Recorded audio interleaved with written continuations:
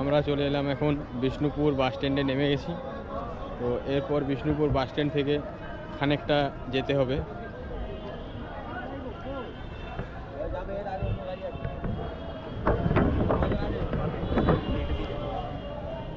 বলে হ্যালো।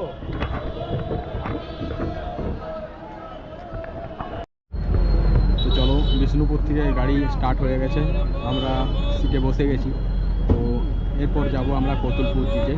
তো কতুলপুর যেতে যেতে আমরা হয়তো ভিডিও খুব একটা ফুটেজ ভালো দেখাতে পারবো না, কারণ আমি বসেছি মাঝ পজিশনে। তো তার জন্যে কিছু ভিডিও শো করতে ভালো করে পারবো না। তো চলো, যেমন পারি সেরকমভাবেই তোমাদেরকে দেখানোর সুযোগ করে দেবো। চলো, ভিডিওটা দেখতে থাকো।